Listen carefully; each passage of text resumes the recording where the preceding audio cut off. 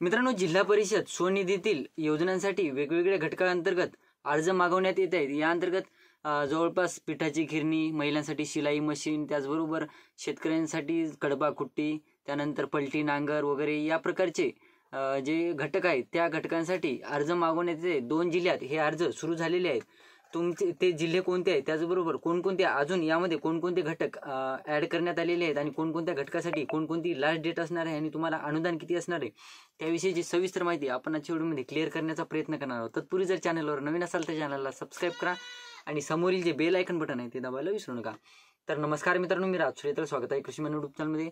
मित्रांनो, तुम्हाला देखील काही प्रश्न असतील तर डायरेक्टली इंस्टाग्रामला विचारू शकता। इंस्टाग्राम ID हा डिस्क्रिप्शन बॉक्समध्ये दिलेला आहे। आणि मित्रांनो, तुम्हाला जर या घटकांतर्गत अर्ज करायचे असतील, तुम्ही जर या 2 जिल्ह्यातून असाल, तुम्हाला अर्ज करायचे असतील तर अर्ज करण्यासाठी इंस्टाग्रामला देखील आपण मेसेज करू शकता, तुमचा अर्ज भरून दिला जाईल।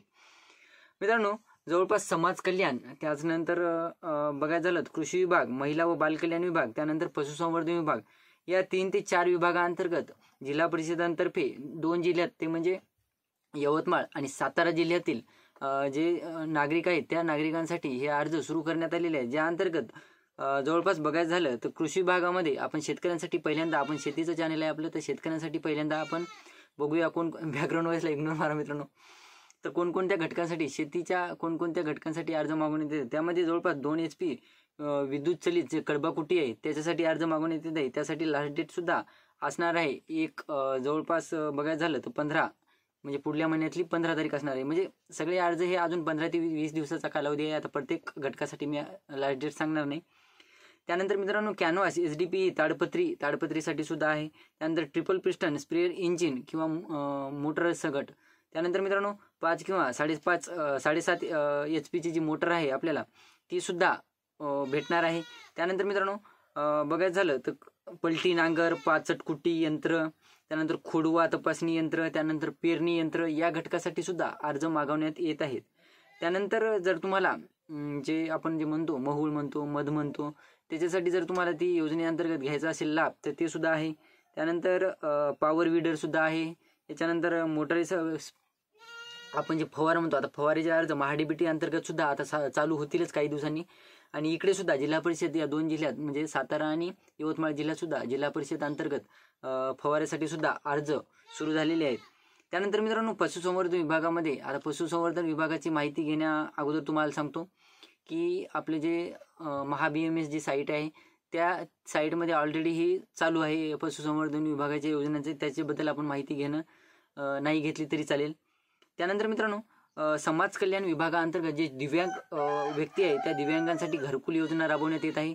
त्यानंतर विज्ञान शाखेत शिक्षण घेत असलेल्या दिव्यांग व्यक्तीकरता शैक्षणिक साहित्य पुरवण्यात येणार आहे। त्यानंतर मित्रांनो, दिव्यांगांना 3 चाकी स्कूटर सुद्धा या योजनेअंतर्गत म्हणजे यासाठी अर्ज सुद्धा मागवण्यात येत आहेत। त्यानंतर मित्रांनो, अतितीव्र दिव्यांग असाल तर त्यांना निर्वाह भत्ता म्हणजे फ्री ऑफ कॉस्ट कुठं पण जाऊ शकता। त्यानंतर मागासवर्गीय 20% निधीतून मागासवर्गीय मुलांना सायकल पुरवण्यासाठी, आता तुम्ही जर मागासवर्गीय मधून असाल, SC ST मधून असाल तर तुम्हाला सायकल मिळणार आहे, त्यासाठी अर्ज सुद्धा करायचा आहे। त्यानंतर मागासवर्गीय लाभार्थ्यांना झेरॉक्स मशीन सुद्धा आहे मित्रांनो। त्यानंतर मित्रांनो, झेरॉक्स मशीनसाठी जे साहित्य लागणार आहे ते सुद्धा तुम्हाला भेटणार आहे। त्यानंतर दिव्यांग लाभार्थ्यांना झेरॉक्स मशीन, दिव्यांगांना सुद्धा झेरॉक्स मशीन असणार आहे। त्यानंतर 20% अनुदानातून मागासवर्गीय मुलांना मुलींना या दोघींना सुद्धा सायकल वाटप होणार आहे। आता महिला व बालविकास विभागातर्फे कोणकोणत्या घटकासाठी अर्ज मागवण्यात येतात ते बघूया। ग्रामीण भागातील जे महिला आहेत त्या महिलांना पिठाच्या गिरणीसाठी मला वाटतं आपण या अगोदर एक व्हिडिओ बनवला होता बहुतेक, तर पिठाच्या गिरणीसाठी सुद्धा अर्ज आहे। त्यानंतर तुम्ही जर महिला असाल ग्रामीण भागातील तर तुम्हाला शिलाई मशीन सुद्धा म्हणजे सातारा आणि यवतमाळ या 2च जिल्ह्यासाठी आहे हे। तुम्ही जर इतर जिल्ह्यातून असाल तर तुमच्या जिल्ह्यासाठी ही योजना सध्या तरी नाही, येऊ शकते तुमच्या जिल्ह्यात जिल्हा परिषदेतर्फे, परंतु हां एक गोष्ट आहे, हिंगोली जिल्हा परिषदेतर्फे तुम्हाला पिठाच्या गिरणीचे अर्ज सुरू आहेत, याबद्दल सुद्धा मी व्हिडिओ बनवला आहे असं मला वाटतं। त्यानंतर मित्रांनो, बघायचं झालं ग्रामीण भागातील महिलांना जे 7वी ते 12वीच्या महिला आहेत त्या महिलांना आपले MSCIT साठी फ्रीमध्ये मिळणार आहे शिक्षण। त्यानंतर 5वी ते 12वी पर्यंत शिकणाऱ्या मुलींना लेडीज सायकल सुद्धा मुलींसाठी असणार आहे अवेलेबल। त्यानंतर ग्रामीण भागातील महिलांना पिठाची गिरणी जे विशेष आर्थिक म्हणजे असं नाही की SC STलाच वगैरे, जे आर्थिकदृष्ट्या दुर्बल आहेत, त्यानंतर विशेष घटक अर्थसहाय्य पुरविणे हे सुद्धा असणार आहे.